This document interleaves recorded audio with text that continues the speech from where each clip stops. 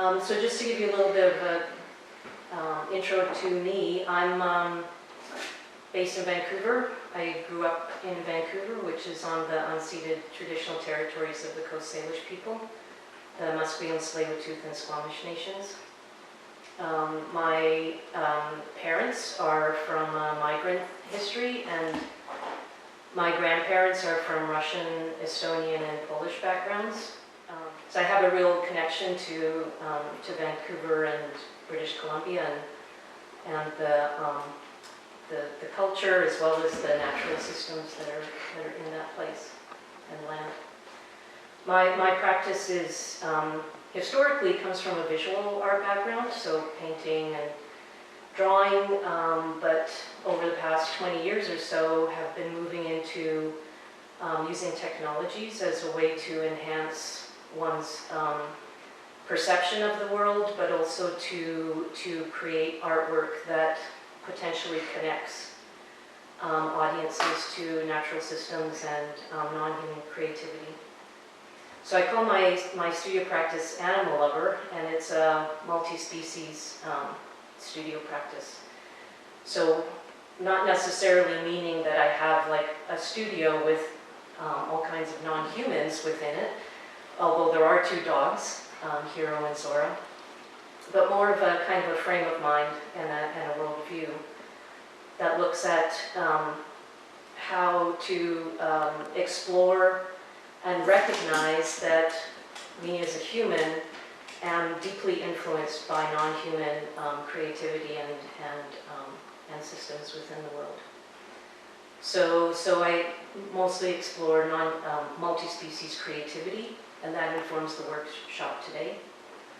And how to kind of pay attention, not only physically and mentally and cognitively, to how that creative process occurs in relation, but also to developing ways of listening.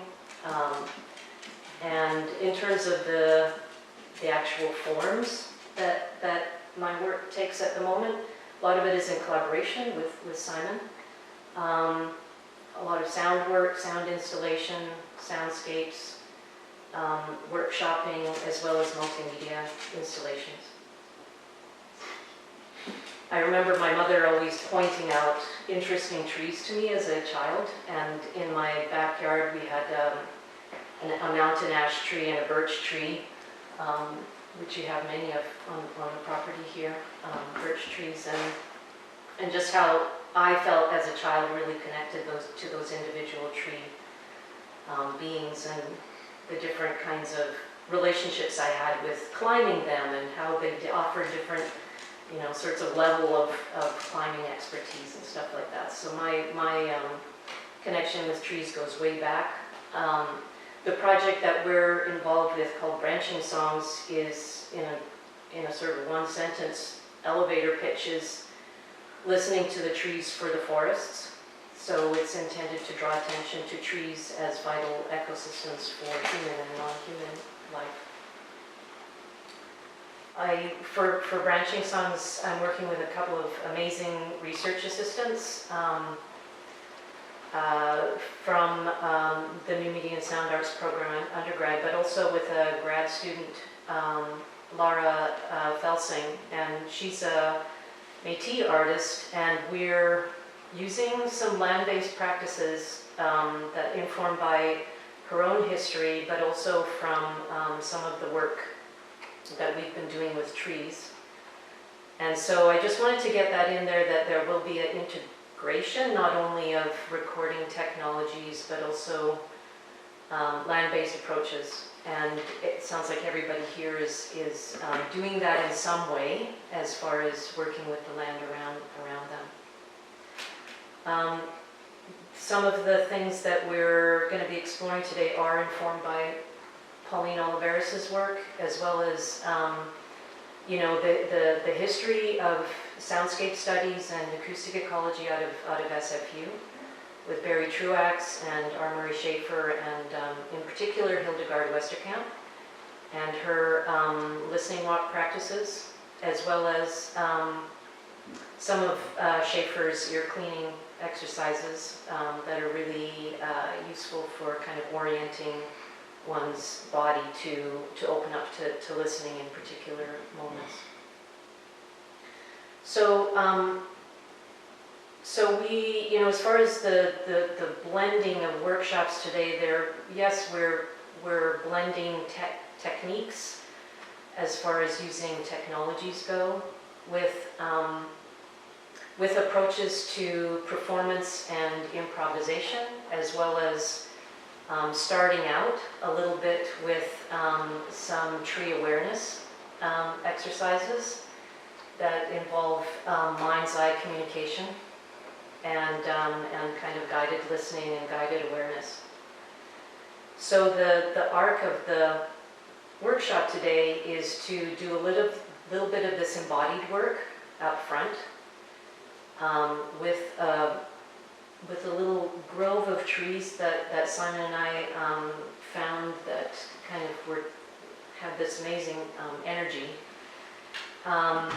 So we'll be doing some listening as a form of ecological embodiment. I think, we're all kind of used to this here, but to sort of frame it as the one of the guiding principles of the workshop, that listening is a form of opening oneself and receiving from the world, including the non-human worlds that we have around us here, and listening for non-human creativity, and whether that's in the form of geophonic, sounds, or biophonic sounds from trees, as well as communication from trees. Also thinking about our bodies as interfaces with the soundscape. So thinking about how the body is receiving information, for lack of a better word, from the environment, but it's porous. We're also shaping that information, and it's affecting how we feel. It's affecting what we're paying attention to, focusing on what we're feeling, also focusing on what's happening outside of our bodies, and how we're receiving that is something that we'll explore. And so active listening, as well as active recording and active interaction with trees. So I want to state it sort of up front, what the sort of the thing that we will come away with is not only some experiences, but also a improvisational performance that is recorded with trees.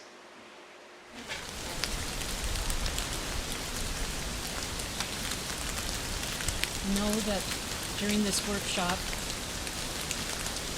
the earth is there supporting you.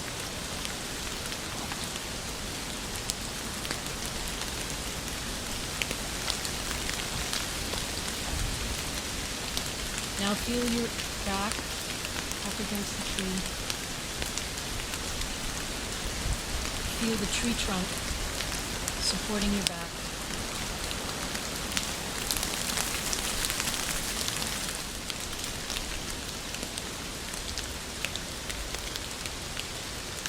The water is moving upwards towards your branches.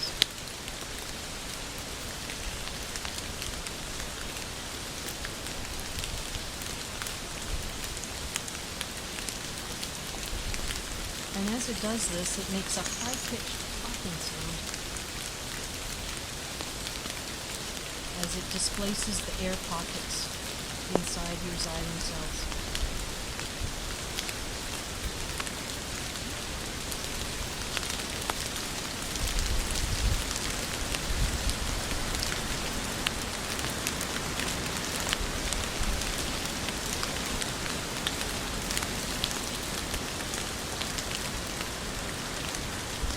Feel the water slowly flowing inside your branches towards the small tips and out to the leaves.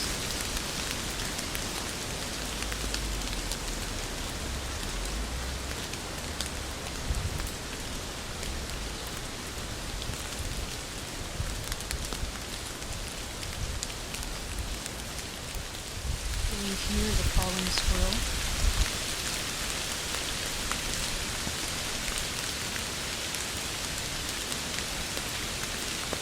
You can feel the rain on your leaves and the wind slowly moving your leaves.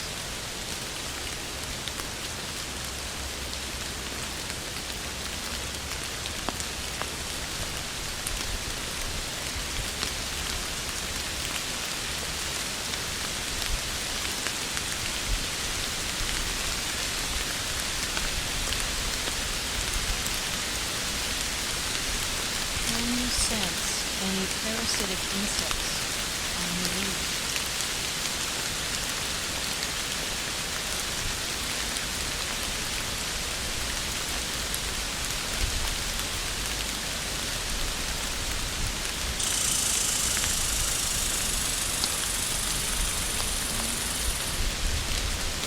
As you evaluate your conditions, you decide to release some phytochemicals into the air to communicate with the other trees.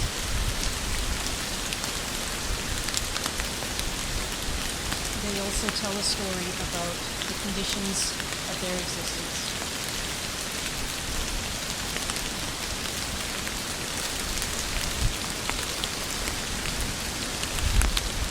And the wind catches these particles and lifts them away and shares them with your community.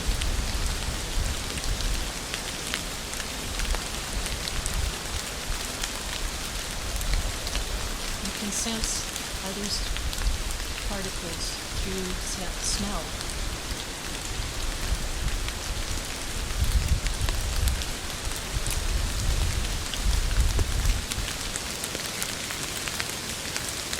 And you can interpret the communications from other trees. You might hear about insects feeding on their leaves. And you might begin to generate chemicals in your leaves to ward off those insects if they decide to travel to you.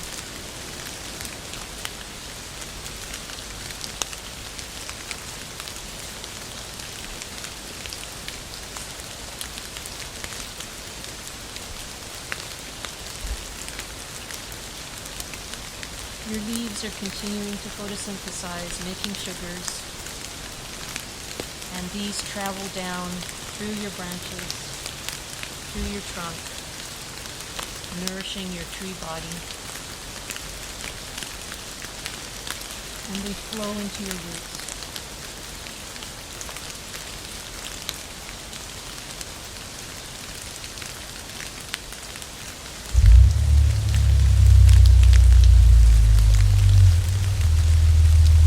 Your feet are the tree roots.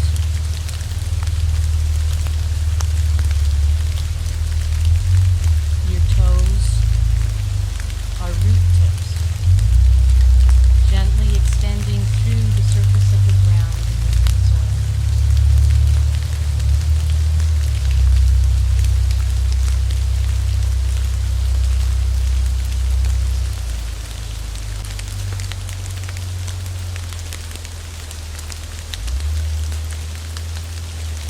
Your root tips are sensing the soil. They slowly move and forage through the earth, getting to know the qualities of the soil, sand, humus, and rocks.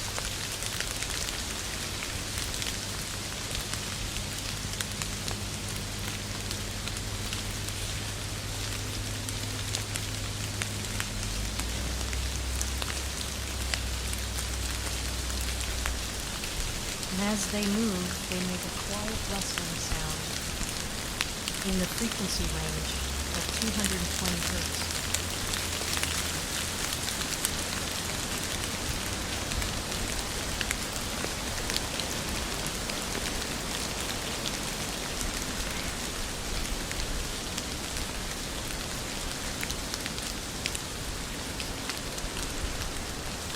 As you forage, you also feel the vitality of the soil,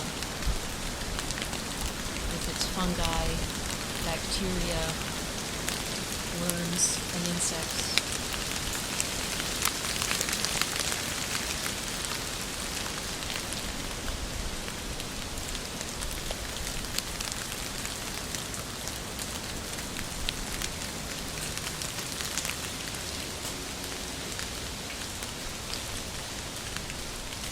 These organisms are busy around you, contributing nutrients to the soil.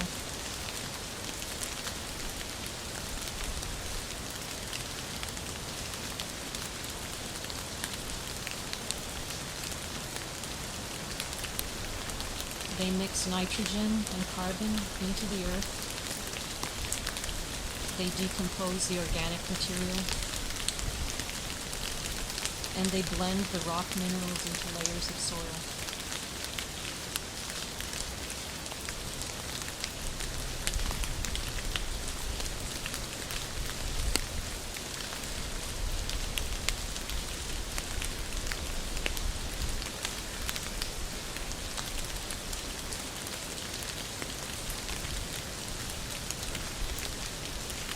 Just in the soil around your roots, there are 1 trillion bacteria.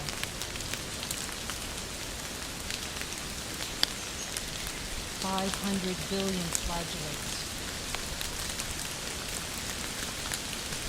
100 billion rhizopods. 1 billion fungi. 1 million nematodes. 25,000 rotifers, 10,000 bristleworms, 150 insects, 100 larvae, 100 beetles, 80 earthworms, and 50 spiders, snails, and woodlice.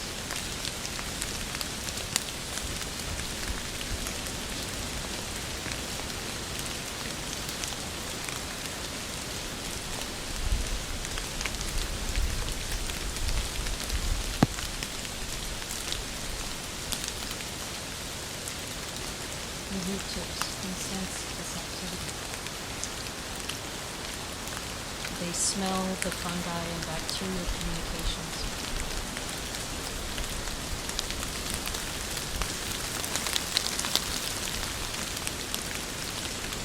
The mycelium fungi are communicating with you using chemicals.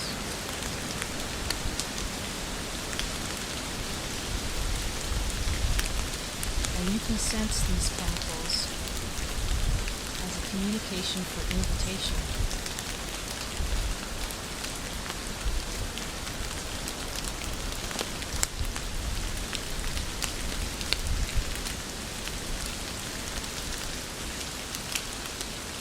They're inviting you to form symbiotic bonds and exchange nutrients.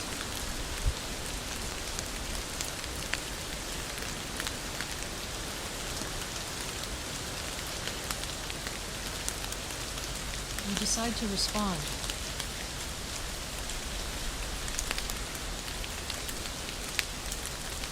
And your root tips communicate back, also using chemicals in the form of hormones, to invite these fungi.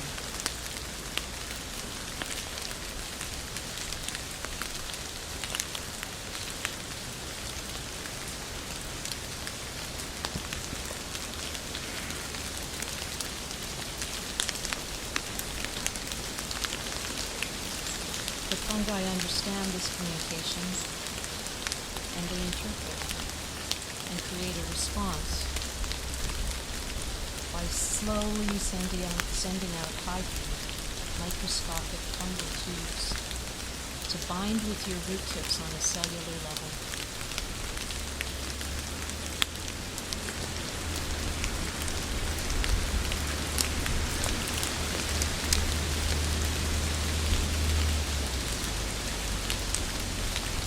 This joining connects you to the mycorrhiza network.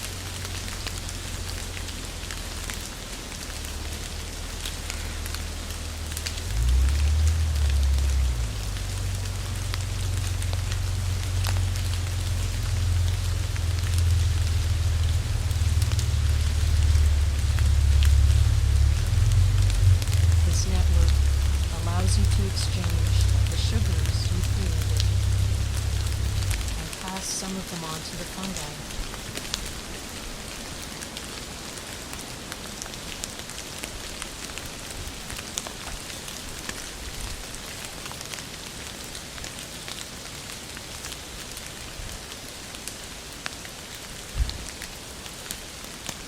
In exchange, the fungi share mineral nutrients such as phosphorus with you.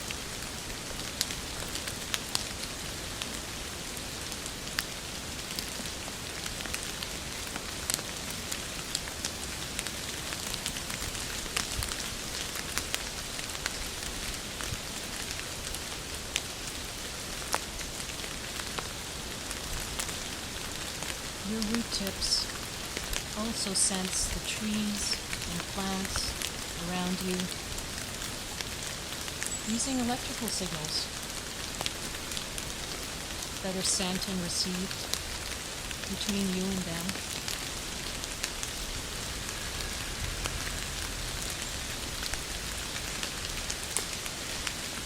These signals spread slowly at a rate of 1/3 of an inch per second.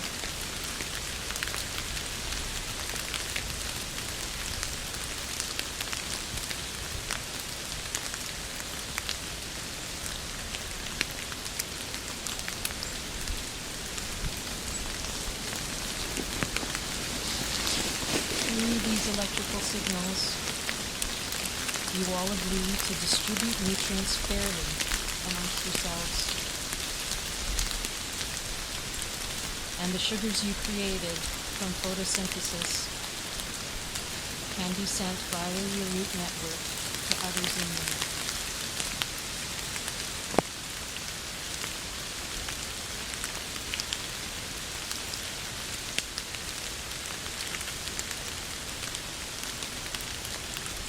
Through this network and through your communications, you are able to sense the community of others around you and feel the cooperation of this ecology.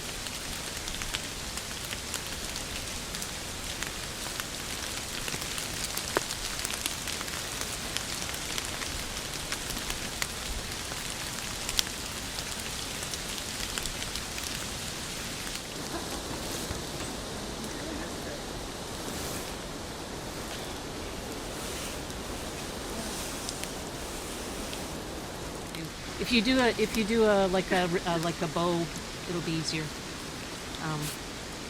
But anyway, so then you can slide it under here, and it should just hold the contact mic in, no problem. Also a way to start thinking about multi-species creativity, so human and tree sounding as a kind of performance. Some of the methods and techniques will be orienting you to are to do with improvisation and thinking about a word that has sort of I've started using, which is flow. And that can be very nebulous in a sense, but thinking about flow in terms of listening and responding, and also, so in other words, responding to the emergent events that are happening around you. That might be the wind, the rain, the tree moving,